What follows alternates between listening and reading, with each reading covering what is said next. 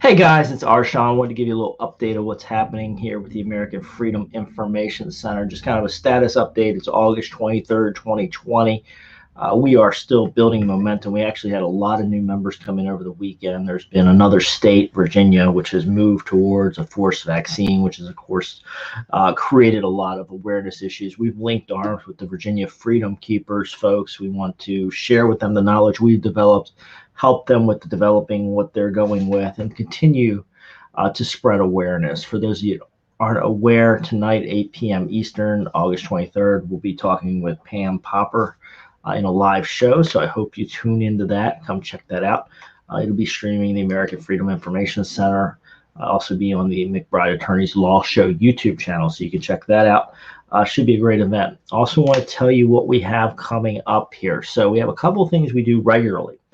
Every Monday night we have an attorney's call. So if you know an attorney that wants to be in the movement, let them reach out to me, and then we can get them slotted for the attorney's call. We're doing a lot of research development, creating articles and things that are moving things forward. So every Monday night, 8 p.m., we have an attorney's call.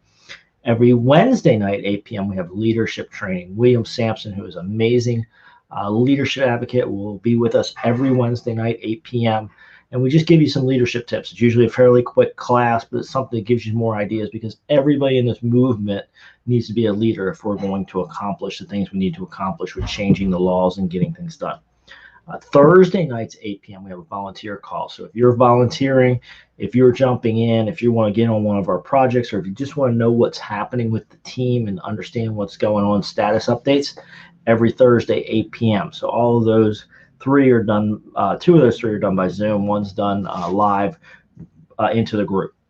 8/29, August 29th, 11 a.m. here in DeLand, Florida, which is halfway between Daytona and Orlando. We're going to have our first live educational training event, and this is a format we're testing. We want to get this down. So if you're interested in being an educator, being a teacher, hosting lunches or dinners or drinks or whatever, getting people together to talk about knowing about forced vaccine laws and how we can do advocacy around it, reach out to me. And then as a final note, this is going to be a quick update. We are very close to getting our nonprofit form. We have another nonprofit lawyer brought in.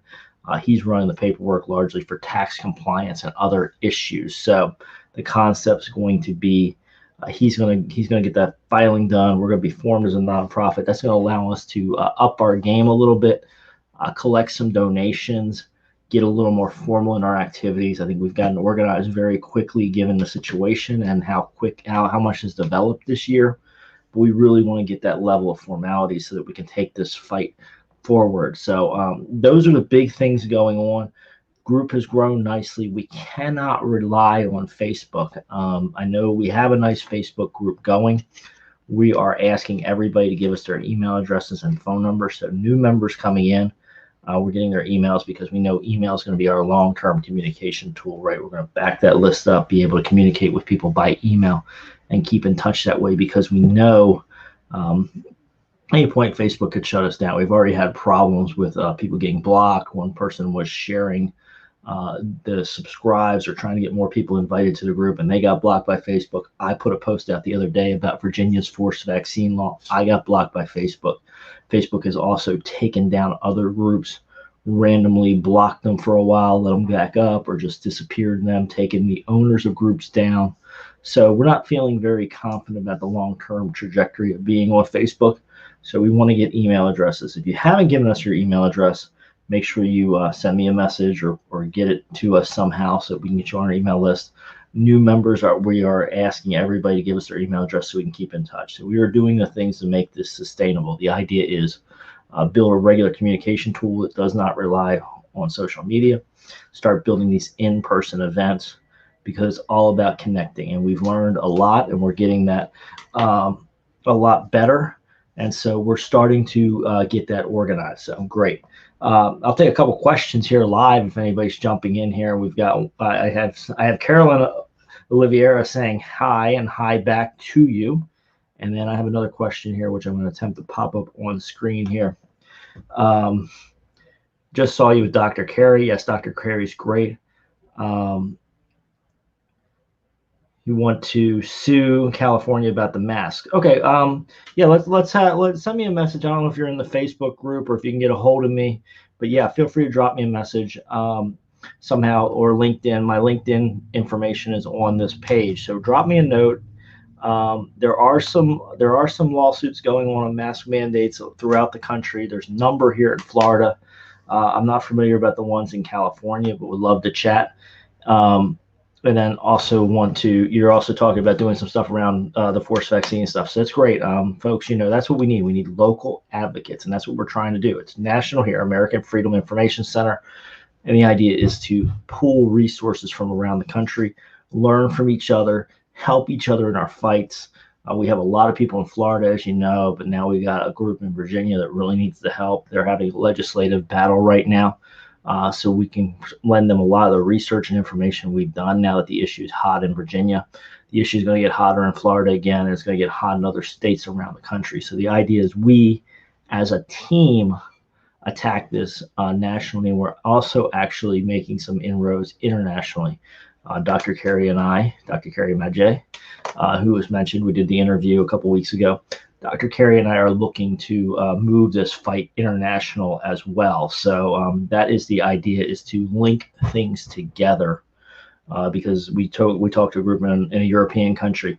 Same thing. They feel like their constitution has been superseded, right? There's constitutional limits on government. A lawyer there, we did the analysis with him. He feels their country has exceeded their constitutional authority. A lot of people feel the U.S. has exceeded their constitutional authority.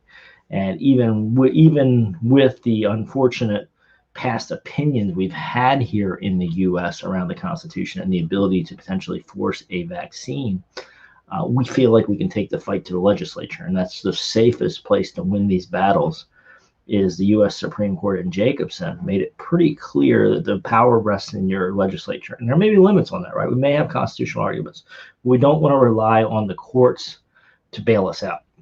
We want to rely on political activism, the legislature, and law changes to get to where we want, right? It's a crapshoot, and an unlikely crapshoot if we go to the court system, because they may or may not agree with us, right? We've seen some unfavorable things from the court, and the courts seem like they side with the forced vaccines, at least based on the laws we've seen, the cases we've seen.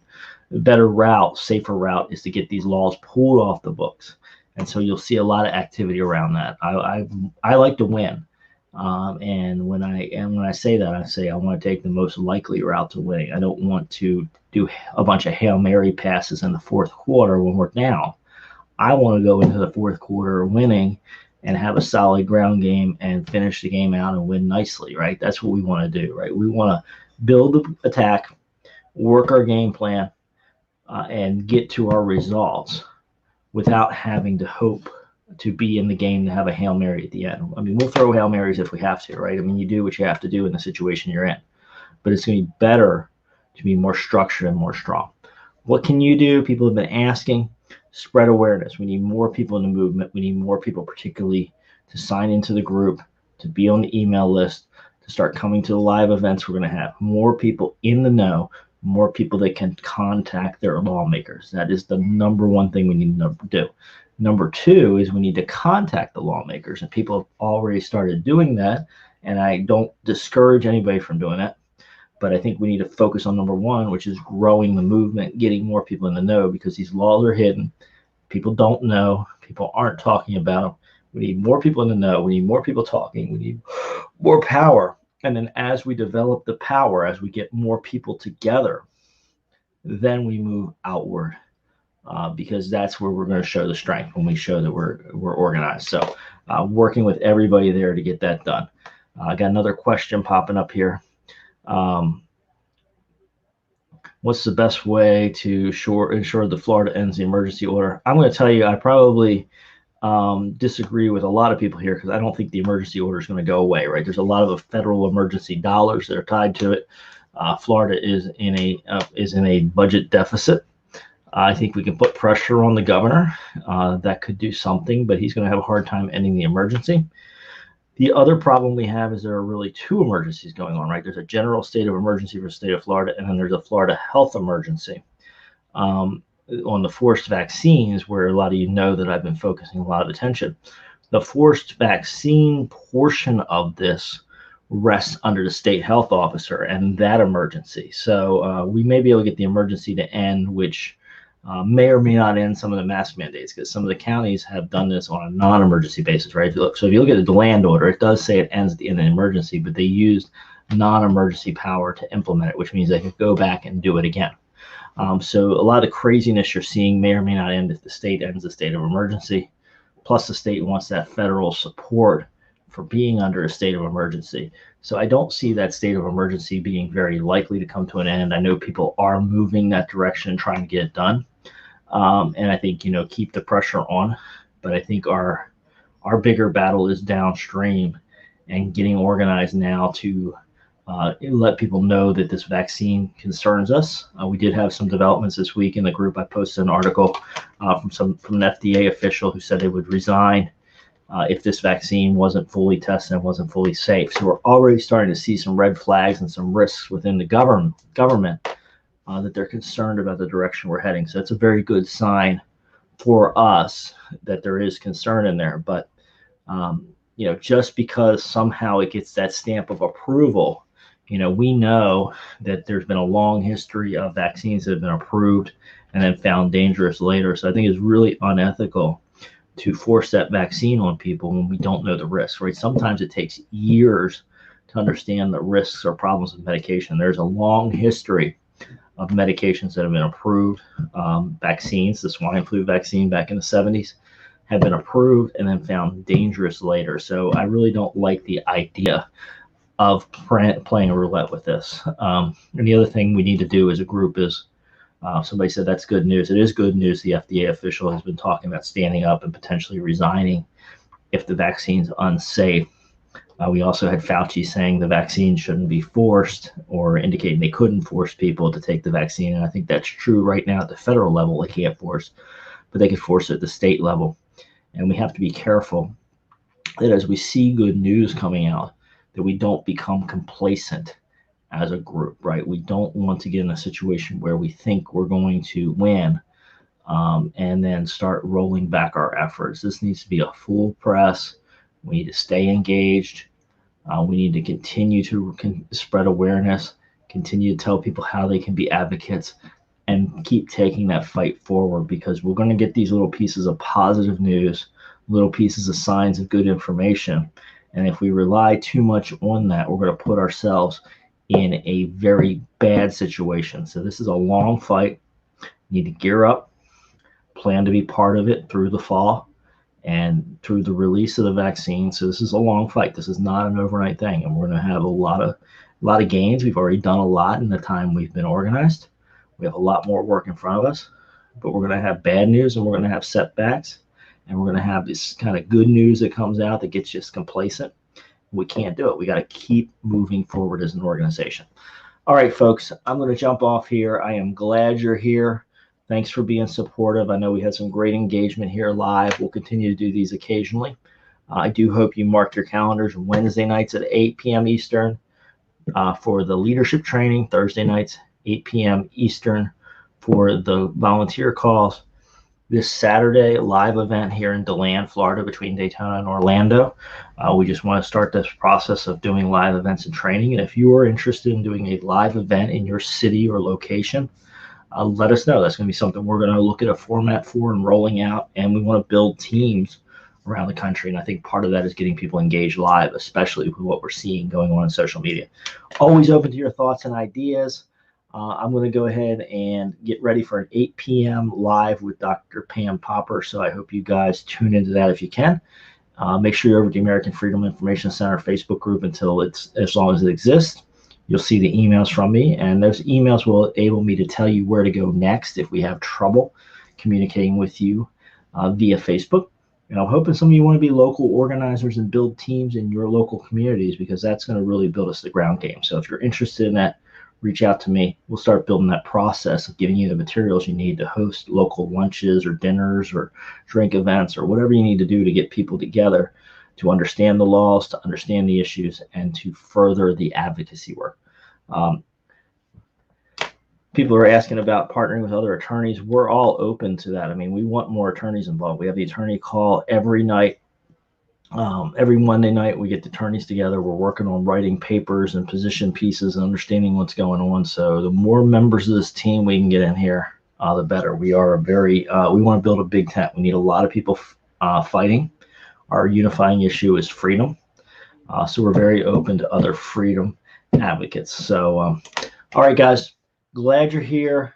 Some of you are spreading the word. That's exactly what we need. Spread the word, tell people, and then we need activism down the line. So we'll need to be writing letters, having events, marches, all those kind of things. We're going to get into that more and more. Right now, we're kind of trying to spread the awareness because most of the people in America, from what we can see, are not in the know. So keep helping with that. Keep telling your friends to come to the group. Get them on the email list so they can keep in touch with us and keep getting informed and build that ball of knowledge and understand what's happening. All right, guys, I'll see you all soon. Looking forward to interacting with you this week, both in the Facebook group, by email. Hopefully, I'll hear from you, some of you directly, and let me know what's going on in your world and how we can be a stronger team. Because that's what I want. I want input from different parts of the country, different teams, how we can make it happen. All right, guys, I'll see you in a while. Great chatting, and look forward to seeing you back again. Catch you soon.